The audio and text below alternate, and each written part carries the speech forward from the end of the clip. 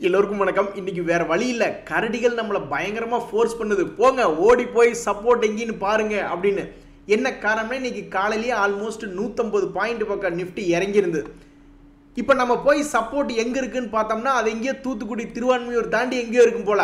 அதாவது மேல இருந்து ஒரு 1000 பாயிண்ட் கீழே இறங்கினா தான் ஒரு சின்ன சப்போர்ட், அதுக்கப்புறம் ஒரு 1500 பாயிண்ட் இறங்கினா தான் ஒரு கன்சிடரபிள் சப்போர்ட், அதுக்கப்புறம் 21500 வந்தால் தான் ஒரு மேஜர் சப்போர்ட் அப்படின்ற மாதிரி இருக்கு. கரடிகள் உண்மையிலேயே இன்னைக்கு ஜெயிச்சிருச்சு அப்படின்னு தான் சொல்லணும். நம்மளை போய் சப்போர்ட் லெவல் பார்க்க வச்சிருச்சு இத்தனை நாளுக்கு அப்புறம். இருந்தாலும் யாருக்கெல்லாம் இந்த கரடிகளை பிடிக்காதோ அவங்கெல்லாம் ஒரு லைக் போடுங்க, பார்க்கறதுக்கு ஃபன்னாக இருக்கும். நண்பர்களே, இன்னைக்கு 2 ஷேர் நல்லா மொமெண்டம்ல இருக்கு. எண்ட் ஆஃப் த டே வரைக்கும் இதே மாதிரி மொமெண்டம்ல இருக்கா அப்படின்றது வெயிட் பண்ணி தான் பார்க்கணும். ஆர்வினல் ஒரு பங்கு, அவனுக்கு வேற விஷயமே வேண்டாம், டெய்லி ஆர்டர் கிடைக்குது அப்படின்னு நியூஸ் வர வேண்டியது, அவனை பிடிச்சி மேல் நோக்கி ஏற்றி உட்கார வச்சிட வேண்டியது. ஸோ அந்த ஸ்டாக் இன்னும் மொமெண்டம்ல தான் இருக்கு. அதே மாதிரி ஸ்வான் எனர்ஜி ஷேர் இன்னைக்கு அப்பர் ஃப்ரீஸ் ஆகி 5% மொமெண்டம்ல இருக்கு. ஸோ இந்த 2 மொமெண்டம் லூஸ் பண்ணாம தொடர்ந்து மேல் நோக்கி ஏறி வந்துட்டு இருந்ததுன்னா ரொம்ப சந்தோஷமா இருக்கும். இன்னைக்கு உண்மையிலேயே மாஸ்டர் பிளாஸ்டர் யார் அப்படின்னு பார்த்தீங்கன்னா HDFC பேங்க் தான். இன்னைக்கு 4% கீழே இறங்கி அதுக்கப்புறம் அது ரெக்கவரியே ஆகலை. இந்த சமயத்தில் இன்னைக்கு மார்க்கெட்டை மூவ் பண்ணது யார் அப்படின்னு பார்த்தீங்கன்னா, நல்ல வேலை ஜோடி போட்டுக்கலாமா அப்படின்ற மாதிரி ரிலையன்ஸ் தான் இன்னைக்கு 26 பாயிண்ட் கவுண்டர் கொடுத்து மேல் நோக்கி நிறுத்தியிருக்காங்க. HDFC பேங்க் தன்னந்தனியா என்னை வச்சு இவ்வளோ நாள் சந்தோஷமா பட்டீங்கல்ல, இன்னைக்கு துக்கப்படுங்கன்னு சொல்லி ஒரு 120 பாயிண்ட் இறக்கி விட்டுருச்சு மார்க்கெட்டை. தூங்கிட்டு இருக்கிற வீட்டம்மாவை திடீர்னு கிள்ளி விட்டோம்னாக்க திடீர்னு எந்திரிச்சுக்கு வந்து கண்ணா பின்னான்னு கத்துவாங்க. அது மாதிரி தான் இந்த எம்டர்டெக் அப்படின்ற ஒரு ஷேர், அவன் பாட்டுக்கு சிவனேன்னு ஒரு ஓரமாக படுத்துக்கிட்டே இருந்தான். என்ன காரணமோ தெரில, இன்னைக்கு மார்க்கெட் அவனை பிடிச்சி மேல் நோக்கி ஒரு 5% மேலே ஏற்றி விட்டுருக்கு. தொடர்ந்து இவன் இங்கிருந்து மேல் நோக்கி வந்ததுன்னா ஆல்மோஸ்ட் 2800 வரலாம். இந்த சம்பவம் வந்து ஆல்மோஸ்ட் 6 மாதமாகவே இந்த ப்ராபபிலிட்டி இருக்குது.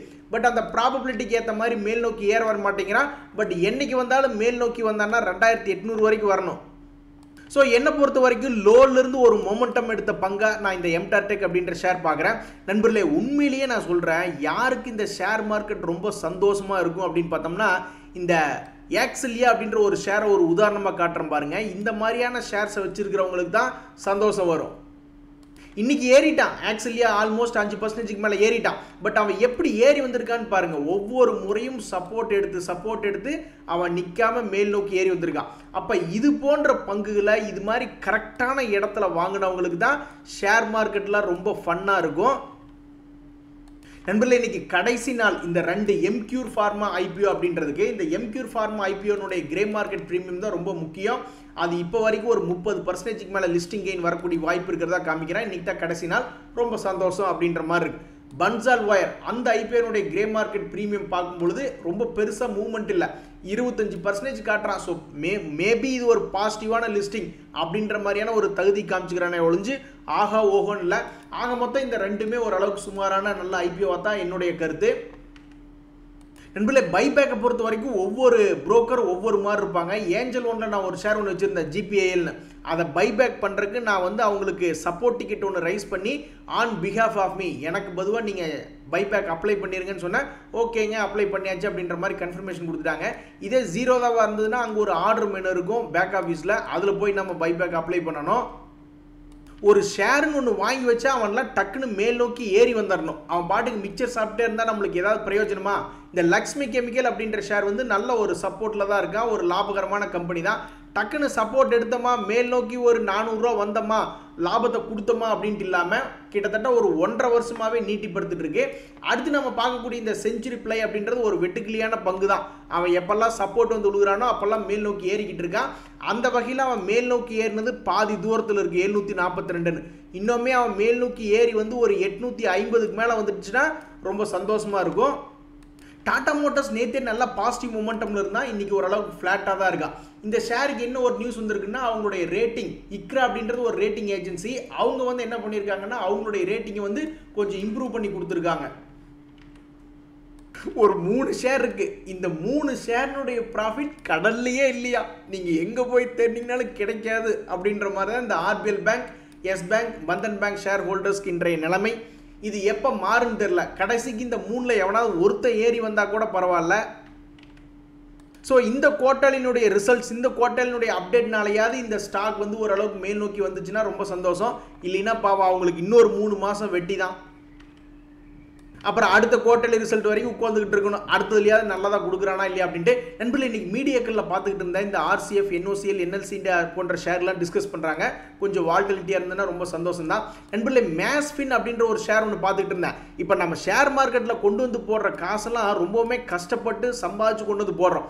அதே மாதிரி நம்ம போட்டதுக்கப்புறம் அந்த ஷேர்களும் ரொம்ப கஷ்டப்பட்டு நம்மளுடைய பணத்தை மேல் நோக்கி எடுத்துகிட்டு போனால் ரொம்ப சந்தோஷமாக இருக்கும். ஆனால் இந்த மேஸ்ஃபின் பாருங்கள், ஒரு முக்கியமான சப்போர்ட் லெவலில் நீட்டி படுத்துக்கிட்டே தான் இருக்கான். டக்குன்னு அவன் ரொம்ப கஷ்டப்பட்டு மேல் நோக்கி ஒரு 380 ஒரு ஃப்ளாஷில் காமிச்சாதானே சந்தோஷமாக இருக்கும். ஆக மொத்தம் சப்போர்ட்டில் இருக்கக்கூடிய பங்கு தான், ஆனால் பிக்கப் ஆகி மேல் நோக்கி வரமாட்டாங்கிற இந்த மேஸ்ஃபின் அப்படின்ற ஷேர். அடுத்து நம்ம பார்க்கக்கூடிய இந்த பூனாபாலா ஃபின்கார்ப் அப்படின்ற ஷேர் நல்ல விஷயம். சமீபத்தில் நல்லா கீழே இறங்கி கிடந்தா இன்னைக்கு அவங்களுடைய பிஸ்னஸ் அப்டேட் அப்படின்றது வந்திருக்கு. அதை வச்சுக்கிட்டு அவன் ஒரு 5-10% ஏறி இருந்தான்னா ரொம்ப சந்தோஷமாக இருந்திருக்கும். ஆனால் அந்த வந்த நியூஸை வந்து பாசிட்டிவாகவும் எடுத்துக்கல, நெகட்டிவாகவும் எடுத்துக்கல. ஆக மொத்தம் இந்த 1 இயரில் பார்த்தோம்னா இவன் இப்போ இருக்கக்கூடியது ஒரு நல்ல சப்போர்ட் ரேட். இங்கிருந்து அவன்லாம் கிட்டத்தட்ட ஒரு 10-15% தாராளமாக ஏறி வந்துன்னா ரொம்ப சந்தோஷமாக இருக்குது இந்த நியூஸை வச்சு. ஆனாலும் பாருங்கள் அவனுக்கு மனசு இல்லை, இந்த நியூஸ் வந்து ஏறாத ஒரு பங்காக இருக்குது. இன்றைக்கி தான் ஷேர் மார்க்கெட்டு இறங்குன்னு வித்துட்டு இருந்தவங்களுக்கு கொஞ்சம் சந்தோஷம் வந்திருக்கும். என்ன காரணம்னா முக்கியமான நிஃப்டி 50 இண்டெக்ஸ் மைனஸில் இருக்குது. அதே மாதிரி நிறைய செக்டோரல் இண்டிசஸ் அப்படின்றது நெகட்டிவ்ல இருக்குது. இன்னுமே மார்க்கெட் சரியாக கரெக்ஷன் ஆகலை அப்படின்றதுக்கு ஒரு உதாரணமாக தான் இன்னுமே ஸ்மால் கேப் இண்டெக்ஸ்லாம் இன்றைக்கும் பாசிட்டிவ்ல இருக்குது. பட் எது எப்படியோ ஷார்ட் செல்லர்ஸ் இவ்வளவு நாள் பொறுத்திருந்ததுக்கு இன்றைக்கி போய் எல்லாத்தையும் ஒரு முறை பயமர்த்தி விட்டுட்டு போய் மார்க்கெட் எந்த இடத்துல இருக்குது அப்படின்னாது போய் பாருங்க அப்படின்ற மாதிரி பண்ணி விட்டுருக்காங்க. அவர் நோக்கு வர்மா கலையில் மட்டும் சிறந்தவர் இல்லை அப்படின்ற மாதிரி இந்த ஏஞ்சல் ஒன் அப்படின்ற ஷேர் வந்து மொமெண்டம்ல மட்டும் பெரிய ஆள் கிடையாது. மொமெண்டம்ல பார்த்தீங்கன்னா 1000 ரூபா ரேஞ்சிலிருந்து 4000 ரூபா வரைக்கும்லாம் போயிருக்கான். அது வந்து ஒரு சப்போர்ட்லையும் வேலை செய்யக்கூடிய பங்கு அப்படின்ற மாதிரி இன்னைக்கு இந்த ஷேர்னுடைய ஃபால் இந்த கரெக்டாக சப்போர்ட் ரேஞ்சில் நிறுத்தி வச்சிருக்காங்க. இந்த சப்போர்ட் பார்த்தீங்கன்னா ஆல்மோஸ்ட் 4 மாசமாக இந்த சப்போர்ட் வந்து வேலை செஞ்சுக்கிட்டு இருக்கு. இது வந்து எலெக்ஷன்னால வந்தது, அதனால அந்த நீ ஜெர்க் ரியாக்ஷன் விட்டுறலாம். ஸோ இப்போ இந்த முக்கியமான சப்போர்ட் லெவலையும் எடுத்துக்கிட்டு மேல் நோக்கி வந்ததுன்னா ஆல்மோஸ்ட் அது 2600 2700 வரணும். அப்படி வர்றானா இல்லையா அப்படின்றத பொறுத்து இருந்து தான் பார்க்கணும். அடுத்து நம்ம பார்க்கக்கூடிய இந்த ஜுனைப்பர் ஹோட்டல்ஸ் அப்படின்ற ஷேருக்கு ஒரு பாசிட்டிவ் மொமெண்டம் இருக்கு. பட் இருந்தாலும் வாய்ப்பில்லை ராஜா, வாய்ப்பில்லை அப்படின்ற மாதிரி இறக்கி விட்டுருவாங்களா என்ன அப்படின்றது தெரியல. தற்சமயத்துக்கு இதுக்கு முன்னாடி நம்ம இதெல்லாம் ஒரு 411 ரூபா ரேஞ்சில் பார்த்துட்டு இருந்தோம் சப்போர்ட் ரேட்டில். அதுக்கப்புறம் இப்போ 468 ரூபாயில் இருக்கா. ஒருவேளை இது அப்படியே பில்டப் ஆகி மேல் நோக்கி போகிற மாதிரி இருந்தால் இவன்லாம் ஒரு 540 ரூபா பக்கத்தில் வரணும்.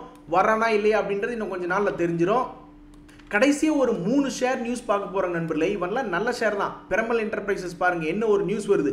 டிவிடெண்ட் அவங்க 10 ரூபா கொடுக்குறாங்க. இன்றைக்கி 5 ஜூலை இன்னைக்கு தேதியில் அந்த ஷேர் இருந்ததுன்னா ஒரு ஷேருக்கு 10 ரூபா கொடுக்குறாங்கன்ற இவன் நல்லவனாக தான் இருக்கான். பட் இருந்தாலும் நிறைய இன்வெஸ்டர்களுடைய பணத்தை சுத்தமாக கும்பாப்பாடி விட்ட ஷேர் தான் இந்த பிரமல் என்டர்பிரைசஸ். பொதுவாக ஒரு ஷேர் லாபம் பண்ணிக்கிட்டு இருக்கான், டிவிடெண்ட் கொடுக்குறான்னா அவன்லாம் மேல் நோக்கி வரணும் தான். அந்த வகையில் இதெல்லாம் ஒரு இடம் வந்து காமிச்சிருக்கான். 2023 பார்த்தீங்கன்னா 600 ரூபாயிலிருந்து 1100 ரூபா ஆல்மோஸ்ட் பணத்தை டபுள் பண்ணி விட்டோம் தான், நான் இல்லைன்னு சொல்லலை. பட் இந்த வருஷத்துக்கு ஒன்றும் பெருசாக ஏர்லியே 2024 ஆரம்பிச்சதுலேருந்து கீழ் நோக்கி போயிட்டு மறுபடியும் அதே ரேஞ்சில் தான் இருக்கான். பிரயோஜனமே இல்லை. ஸோ ஒரு டிவிடெண்ட் கொடுக்கக்கூடிய நல்ல பங்காக இருக்கான். டக்குன்னு இங்கிருந்து ஒரு 1200 வந்துச்சுன்னா ரொம்ப சந்தோஷம். இல்லைன்னா கடைசிக்கு மறுபடியும் அதே பழையபடி 600 ரூபா வரட்டும், 600 ரூபாயிலிருந்து மறுபடியும் 1200 போகட்டும். ஆக மொத்தம் இந்த பிஎல் ஷேரில் வருஷத்துக்கு ஒரு இடம் காசு இருக்குது. அதுக்கு தகுந்த மாதிரி ஒரு நல்ல ரேட்டு கிடச்சிதுன்னா ரொம்ப சந்தோஷம் தான். நண்பர்களே, தங்கமயில் ஜுவல்லரி ஷேர் யாராவது வச்சுருக்கீங்களா? அவங்க கொடுக்க போகிற டிவிடெண்ட்டுக்கு 18 ஜூலை தான் ரெக்கார்ட் டேட் அப்படின்றது அனௌன்ஸ்மெண்ட் பண்ணியிருக்காங்க. கடைசியாக நம்ம பார்க்கக்கூடிய பிசிபிஎல் ஷேர் அப்படின்றது ஒரு நல்ல சப்போர்ட் ரேட்டில் கீழ் நோக்கி உளுந்து கிடக்கு. மறுபடியும் மேல் நோக்கி ஏறுவானான்னு தெரியல. அதாவது நம்ம ஒரு ஷேரை வாங்க போகிறதுக்கு முன்னாடியே திடீர்னு யாராவது ஒருத்தர் வந்து இல்லைங்க இந்த ஷேர் உருப்படாது அப்படின்ற மாதிரி சொல்லிட்டாங்கன்னா ரொம்ப நல்லா தான் இருக்கும். பட் அந்த மாதிரி நம்மளுக்கு யாரும் சொல்கிறது இல்லை. ஸோ இந்த பிசிபிஎல் அப்படின்ற ஒரு ஷேர் எடுத்து பார்க்குறோம் நம்ம. அந்த ஷேர் மிகப்பெரிய ஒரு ரேலியெல்லாம் 2023 கொடுத்துருக்கான். 100 ரூபா ஷேர் 350 ரூபா வரைக்கும்லாம் போயிருக்கு. இப்போ ஒரு மொமெண்டமில் இருக்கக்கூடிய ஷேர் ஃபெயிலியர் ஆகுதுன்னு வச்சுக்கோங்களேன். அவன்லாம் 20% இறங்குவான், 40% இறங்குவான், 60%, 80% எல்லாம் போயிட்டு அப்புறம் ஒரு வருஷம் கழிச்சு மறுபடியும் அவனுடைய பழைய ரேட் அப்படின்றது வரக்கு வாய்ப்புகள் இருக்குது. அப்போ இந்த பிசிபிஎல் அப்படின்றது தொடர்ந்து லாபகரமான கம்பெனியாக இருந்தால், இந்த கம்பெனியெல்லாம் 1960களில் இருந்துருக்கு. இப்போ இவங்களுடைய பிஎன்எல் அப்படின்னு பார்த்தோம்னா 2200 கோடிக்கு பண்ணிட்டு இருந்த சேல்ஸ் 6000 கோடி வளரும் கம்பெனியாக தான் இருக்குது. லாபகரமான கம்பெனியாக தான் இருக்குது. பெரிய பெரிய முதலீட்டாளர்களும் ஓரளவுக்கு பணம் வச்சுருக்காங்க. டிஐஸ் ஆகட்டும், எஃப்ஐஸ் ஆகட்டும், அதில் வந்து பணம் அப்படின்றத வச்சுருக்காங்க, ஹோல்டிங் அப்படின்றத வச்சுருக்காங்க. அப்போ இந்த கம்பெனி சப்போர்ட்லேருந்து மேல் நோக்கி ஏறி வர்ற மாதிரி இருந்தால் இவனுடைய பலகை 340 ரூபா வரைக்கும் வரணும். அது வருதா இல்லையா அப்படின்றது பொறுத்து இருந்து தான் பார்க்கணும். இன்றைய தகவல் அனைத்து உங்களுக்கு உதவியாக இருந்தேன்னு எனக்கு சந்தோஷம் தான். ரொம்ப நன்றி, வணக்கம்.